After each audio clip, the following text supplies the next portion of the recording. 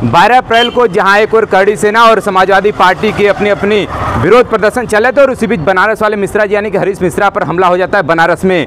और देख पा रहे हैं कि मनोज सिंह काका जी पहुंचे हुए हैं मिलने के लिए। अभी मिश्रा जी से मिल करके जैसे ही बाहर निकले थोड़ा सा इनसे जानने का प्रयास करते हैं कि आखिरकार क्या कुछ जिस तरह से हमला हुआ है मिश्रा जी पर, इसको किस तौर पे आप लोग देखते हैं? देखिए, मिश्रा जी पर जो हमला हुआ है वो पूरे बनारस के समाज पर हुआ है, वो मानवता पर हुआ है, वो लोकतंत्र पे हुआ है।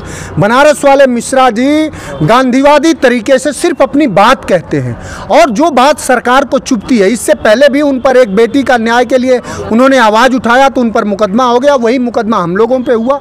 और राष्ट्रीय अध्यक्ष जी ने लगातार ये बात कही है कि अगर हमारे किसी भी कार्यकर्ता पे कोई हमला होता है तो उसकी सीधी सीधी जिम्मेदारी मुख्यमंत्री योगी आदित्यनाथ जी की।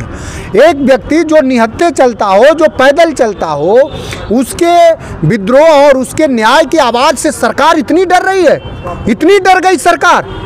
एक ब्राह्मण के लड़के से जो सच बोलता हुआ ब्राह्मण हो, जो सच में जनेश्वर मिश्रा का श्रद्धेय मुलायम सिंह यादव जी का, जो सच में भगत सिंह का अनुयायी हो, जो सच में समाजवादियों का अनुयायी हो, जो सच में अखिलेश यादव का सिपाही हो, उसके सच बोलने से इतनी डर गई सरकार कि सरकार पोषित गुंडे इसी बनारस में हमला कर रहे हैं। ये तो हम सभी बनारस के जनमानस को हृदय से धन्यवाद और साधुवाद देते हैं। आपके संस्थान ने तो लगातार दिखाया है कि जिन नौजवानों ने बचाया है, हमारे पार्टी जिला संगठन से लेके यूथ से लेके हमारे विद्यापीठ के सारे छात्र नेताओं ने लगातार उनकी मदद करी है। जिस तरह से लगभग जैसा कि बताया जा रहा है कि 10 लोग आए, उसमें से 2 लोग पकड़े गए।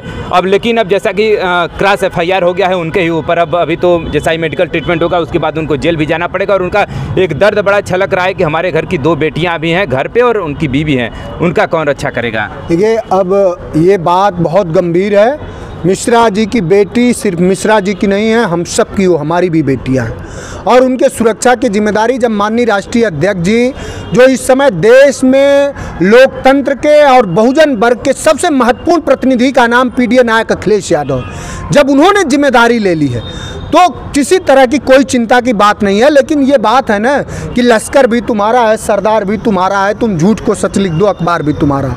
ये वो लोग हैं, जिस व्यक्ति पे हमला हुआ उसी व्यक्ति पे FIR हो गया। क्या इस तरह से लोकतंत्र चलेगा?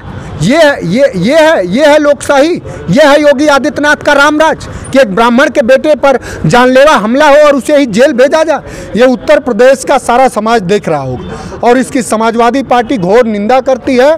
और पुलिस अधिकारियों को भी आपके माध्यम से हम सचेत कराना चाह रहे हैं कि आप भारतीय जनता पार्टी के योगी आदित्यनाथ जी के गुलाम बनने से बेहतर है कि संवैधानिक मूल्यों मान्यताओं का गुलाम बनो। ये अच्छा होगा आपके लिए। आगामी भविष्य में आने वाले चुनाव भी हैं तो क्या इससे कुछ प्रभाव पड़ेगा समाजवादी पार्टी पे या फिर भारतीय जनता पार्टी के ऊपर? ये अखिलेश यादव का जो विमर्श है इस समय, वो चुनाव और राजनीति से बहुत बड़ा सामाजिक विमर्श है। वो हर पीड़ित के साथ खड़े रहते हैं। इसी बनारस में एक बेटी के साथ 23 लोगों ने बलात्कार करा, आप सब ने दिखाया। ये प्रधानमंत्री का संसदीय क्षेत्र है। बनारस में सबके घरों में बेटियां होंगी। बीजेपी के दरिंदों, जो लोग दरिंदगी करते हैं, उनके घरों में भी माँ बहन बेटियां होंगी। वो हमारी माँ बहन बेटियां हैं। क्या वो माँ बहन बेटियां, ये लोग जो भारतीय जनता पार्टी के इतने अराजक हैं, उस पर सवाल नहीं खड़ा कर रहे हैं? 23 बार एक बेटी के साथ बलात्कार हो रहा है। ये वो जगह, उस पर उन दरिंदों के खिलाफ कार्रवाई करने पर जो लोग आवाज़ उठाएं, जो लोग पीड़ितों के पक्ष में खड़े हों, मिश्रा जी जैसे लोग, उन पर FIR हो जाए। ये न प्राकृतिक न्याय है, न संवैधानिक न्याय है, पूरी तरह से गुंडागर्दी, अराजकता का संरक्षण है। 12 अप्रैल के पहले आपके राष्ट्रीय अध्यक्ष अखिलेश यादव जी का एक बयान आता है जिसमें वो कहते हैं कि अगर हमारे किसी भी समाजवादी के ऊपर एक जरा सा भी खरोच आता है उसके जिम्मेदार मुख्यमंत्री होंगे। तो क्या इसके जिम्मेदार आप मानते हैं मुख्यमंत्री जी को? जिस उत्तर प्रदेश में आपने देखा होगा कि राष्ट्रीय अध्यक्ष जी के खिलाफ अभी कल ही आगरा में हमारे सोनकर समाज के एक सांसद के खिलाफ किस तरह की अभद्र टिप्पणियां हो रही हैं, गोली मारो तक के नारे दिए जा रहे हैं। तो ये सच बात है क्या? ये सभ्य समाज में वो अगर संरक्षण नहीं होता तो इस तरह की बात होती? क्या कोई किसी समाज का व्यक्ति, क्या ये उत्तर प्रदेश में आम हो गया है? अब लोग तलवारें लहराएंगे। आप तलवार लहरा सकते हैं, आप राइफल लेके चल सकते हैं। अवैध असलहों का प्रदर्शन हो रहा है, तलवारें लहराई जा रही हैं, तो निश्चित रूप से सरकार का संरक्षण है।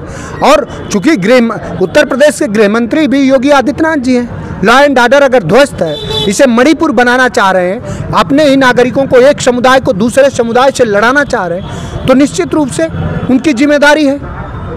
सही कहा राष्ट्रीय अध्यक्ष जी ने।